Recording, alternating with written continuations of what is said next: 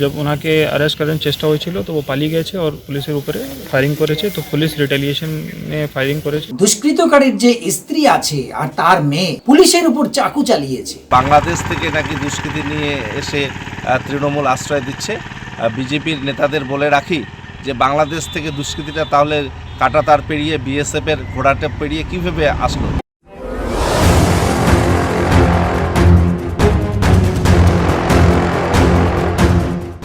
বুধবার রাত্রিবেলায় শীতলকুচি থানার পুলিশ ছোট শালবাড়ি এলাকার অন্তর্গত নগরেনপাড়া গ্রামে অভিযানের ভিত্তিতে আজিজুল মিয়া নামে এক দুষ্কৃতীকে গ্রেপ্তারের জন্য তার বাড়িতে অভিযান চালায়, কিন্তু সেই সময় পুলিশকে লক্ষ্য করে গুলি চালায় দুষ্কৃতীরা। এদিকে পুলিশও পাল্টা গুলি চালাতে বাধ্য হয় বলে খবর। এদিকে মাথা ভাঙার অতিরিক্ত পুলিশ সুপার অমিত বর্মা জানিয়েছেন, পুলিশকে লক্ষ্য করে গুলি ছোড়ে অভিযুক্ত আজিজুল এবং অন্যান্য দুষ্কৃতীরা। গুলি চালিয়ে সেখান থেকে চম্পট দেয় তারা। সেই সময় পুলিশও পাল্টা গুলি চালায়। আর এই ঘটনার পরে তীব্র চাঞ্চল্য নেমে এসেছে গোটা এলাকায়। পাশাপাশি মোতায়েন করা হয়েছে বিশাল পুলিশ বাহিনী। এমনকি অভিযুক্ত ব্যক্তির স্ত্রী এবং মেয়েও পুলিশের উপরে আক্রমণ করে, যার ফলে বেশ কয়েকজন পুলিশ কর্মী আহত হয়েছেন। অভিযুক্তের স্ত্রী এবং মেয়েকে গ্রেফতার করা হয়েছে। অপরদিকে মূল অভিযুক্তদের খোঁজে তল্লাশি চালাচ্ছে পুলিশ। অপরদিকে শীতলকুচির ঘটনা নিয়ে তৃণমূল কংগ্রেসের মুখপাত্র তথা কোচবিহারের প্রাক্তন সাংসদ পার্থপ্রতিম রায়ের কি বক্তব্য শোনা যাক।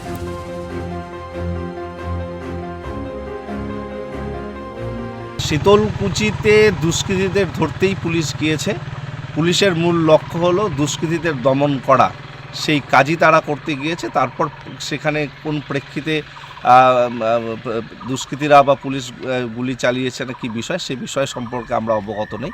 তবে এটুকু বলতে পারি, কাউকে রেহাত করবে না পশ্চিমবঙ্গ পুলিশ প্রশাসন, তাই জন্যেই দুষ্কৃতীদেরকে অ্যারেস্ট করতেই তারা গিয়েছিল। আর বিজেপি যেটা বলবার চেষ্টা করছে যে বাংলাদেশ থেকে নাকি দুষ্কৃতী নিয়ে এসে তৃণমূল আশ্রয় দিচ্ছে, বিজেপির নেতাদের বলে রাখি যে বাংলাদেশ থেকে দুষ্কৃতীরা তাহলে কাঁটাতার পেরিয়ে বিএসএফের ঘোড়াটা পেরিয়ে কীভাবে আসলো। তাহলে কি স্বরাষ্ট্র মন্ত্রকের এখানে ব্যর্থতা রয়েছে? কেন্দ্রীয় স্বরাষ্ট্র মন্ত্রকের ব্যর্থতাকে কি আড়াল করবার চেষ্টা করছে বিজেপির নেতারা? তৃণমূল কংগ্রেস কোনো দুষ্কৃতীতে মদত দেয় না, তাদেরকে দমন করাই তৃণমূল সরকারের, পশ্চিমবঙ্গ সরকারের মূল লক্ষ্য। আর বিজেপির কথাতেই বলি যে বিজেপি কি করে বলে যে বাংলাদেশ থেকে দুষ্কৃতীরা এখানে এসেছে, তাহলে স্বরাষ্ট্র মন্ত্রকের এত আইবি রিপোর্ট, তাদের বিএসএফ, তাদের কাঁটাতার, সেগুলো কি নিছক কি ফর্স মানুষকে লোক দেখানো? এভাবে কি ভারতবর্ষের আভ্যন্তরীণ সমস্যা ব্যাহত করতে ব্যর্থ হচ্ছে কেন্দ্রীয় প্রশাসন? সেটাই কি তারা বিজেপির নেতারা বলতে চাইছে? আমরা বিজেপির এই কথাকে ধিক্কার জানাই। ওনার বাড়িতে খবর পাইছিল কি ও বাড়িতে আছে, তো ওনার বাড়িতে রেড টিম আসছিল। তো जब ওনাকে अरेस्ट करने চেষ্টা হয়েছিল তো ও পালিয়ে গেছে और পুলিশের উপরে ফায়ারিং করেছে। তো পুলিশ রিটেলিয়েশনে ফায়ারিং করেছে। তো কোনো ইঞ্জুরি, কারো ইঞ্জুরি হয়নি। এখন ও পালিয়ে আছে, তো এটা ইনভেস্টিগেশন চলছে। স্যার, এর আগেও কি আপনারা এই বাড়িতে রেড করেছিলেন? হ্যাঁ, মাঝে মাঝে এখানে আসি, मतलब আমার red team, Sitalkuchi red team আসে এখানে, বাট ও ছিল না। বাট কালকে এটা আসছিল কি এখানে ইনফরমেশন আসছিল কি ওনা এখানে আছে। স্যার, পুলিশে কাউকে গ্রেপ্তার করতে পেরেছে? 2 লোকজনকে গ্রেফতার করা হয়েছে। বেসিক্যালি ও পুলিশের রেড টিম যে আসলে ওনার অসল্ট করেছে, শার্প কাটিং ওয়েপন থেকে অসল্ট করেছে। আমার একটা পুলিশ পার্সোনালকে বেসিক্যালি বিল্ডিং ইঞ্জুরি भी হয়েছে, তো ওনাকে অ্যারেস্ট করে কোর্ট পাঠানো হয়েছে। কাল রাত্রে শীতলকুচি থানার অন্তর্গত নগর নেপড়া বলে একটি জায়গা আছে, শালবাড়ি অঞ্চলের অন্তর্গত। সেখানে শীতলকুচি থানার পুলিশ বাহিনী আজিজুল মিয়াকে এক দুষ্কৃতকারী, তার ডাক নাম লাল, তাকে ধরতে যায়। আর ধরতে গিয়ে বিপত্তি, দুষ্কৃতকারী এবং পুলিশের মধ্যে গুলিগালাজ হয়।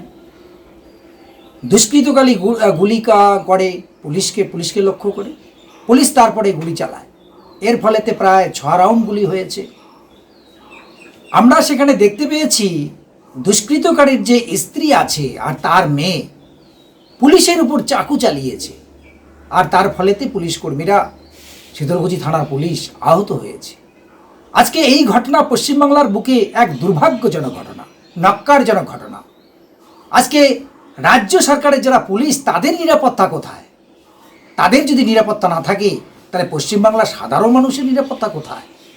আজকে পশ্চিমবাংলাটা একটা বারুদের স্তূপের উপর দাঁড়িয়ে আছে। আজকে এই কি পশ্চিমবাংলা আমরা চেয়েছিলাম? মাথাভাঙার অ্যাডিশনাল এসপি অমিত ভার্মাজির নেতৃত্বে এখন সেখানে পুলিশ বাহিনী মোতায়েন আছে, এলাকা থমথমে চলছে। আজকে আমরা পশ্চিমবঙ্গবাসী হিসাবে পশ্চিমবাংলার কাছে এই আশা করেছি, সাধারণ মানুষের কোনো নিরাপত্তা নেই, সাধারণ মানুষের জীবন আজকে বিপর্যস্ত।